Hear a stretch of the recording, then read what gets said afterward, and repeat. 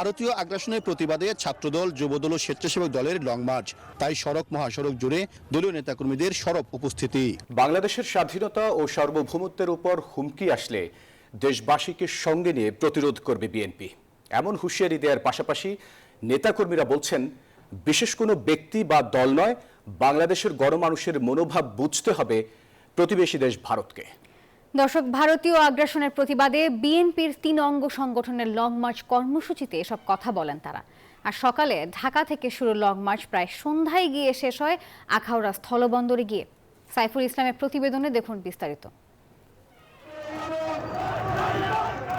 ভারতীয় আগ্রাসনের প্রতিবাদে ছাত্রদল, যুবদল ও স্বেচ্ছাসেবক দলের লং মার্চ।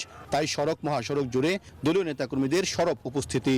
নগর থেকে শুরু এই কর্মসূচি নানা পথ পেরিয়ে এগিয়ে যায় ভারতের আগরতলা অভিমুখে। পথে পথে শত শত গাড়ি নিয়ে যোগ দেন বিভিন্ন জেলা, উপজেলা, এমনকি ওয়ার্ড ইউনিয়নের নেতাকর্মীরাও। কোনো কোনো পয়েন্টে তাদেরকে স্বাগত জানাতে নেমে আসেন সাধারণ মানুষ। বহরে থাকা তৃণমূল কর্মীরা বলছেন, কোনোভাবেই ভারতের আগ্রাসন মেনে নেবে না বাংলাদেশ। আখাউড়া পর্যন্ত আমরা রোড মার্চ করে প্রমাণ করতে চাই যে আমরা জাগ্রত আছি। এই ফ্যাসিবাদী সরকারের বাংলাদেশে কোনো স্থান নাই। দেশে একটার পর একটা ষড়যন্ত্র হচ্ছে, সেই ষড়যন্ত্রের প্রতিবাদে আজকে আমাদের এই লং মার্চ। যাত্রাপথে প্রথম পথসভা কিশোরগঞ্জের ভৈরবে। সেখানে পতিত শেখ হাসিনা সরকারের ষড়যন্ত্র রুখে দেওয়ার অঙ্গীকার করেন ছাত্র যুব নেতারা। সেখান থেকে আশুগঞ্জ, ব্রাহ্মণবাড়িয়া হয়ে আখাউড়া স্থলবন্দরের দিকে ভারত বিরোধী এই লং মার্চ কর্মসূচি ঘিরে স্থলবন্দর এলাকায় জোরদার ছিল নিরাপত্তা ব্যবস্থা। সংক্ষিপ্ত সমাবেশে বক্তারা বলেন, বাংলাদেশের স্বাধীনতা ও সার্বভৌমত্ব রক্ষায় জীবন বাজি রেখে রাজপথে থাকবেন তারা। আমরা অবিলম্বে ভারতের কাছে এই সীমান্ত হত্যার বন্ধ চাই। আমরা আমাদের পানির ন্যায্য হিস্সা আমরা ভারতের কাছে দাবি করছি। হাই কমিশনের নিরাপত্তা দেওয়ার দায়িত্ব ওই দেশের ভারতীয় কর্তৃপক্ষ, ভারতীয় রাষ্ট্র সরকার কর্তৃপক্ষ এখানে ব্যর্থ হয়েছে।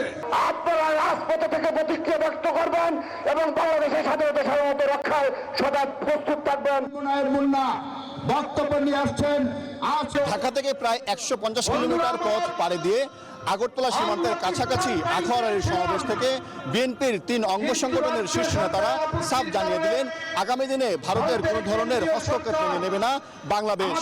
তারা চায় প্রতিবেশী হিসেবে ভারতের সঙ্গে সুসম্পর্ক, তবে তা হতে হবে সমান অধিকার ও সমমর্যাদার ভিত্তিতে। লং মার্চ শুরুর আগে সকাল 8টায় নয়াপল্টনে বিএনপির কেন্দ্রীয় কার্যালয়ের সামনে সংক্ষিপ্ত সমাবেশ হয়। সেখানে বিএনপি নেতারা বলেন, বাংলাদেশের স্বাধীনতা ও সার্বভৌমত্বের উপর কোনো হুমকি আসলে দেশবাসীকে সঙ্গে নিয়ে প্রতিরোধ করা হবে। আমরা রক্ত দিয়ে যে স্বাধীনতা কিনেছি, ওই স্বাধীনতা আবার বিক্রি করে দেব। আমরা পিন্ডির কাছ থেকে স্বাধীনতা ছিনিয়ে এনেছি, এটা দিল্লির কাছে আমরা আত্মসমর্পণ করব। এই রক্ত আমাদের মধ্যে নেই। বাংলাদেশের অভ্যন্তরীণ বিষয়ে হস্তক্ষেপের ষড়যন্ত্র বন্ধ করতে ভারত সরকারের প্রতি আহ্বান জানান নেতারা।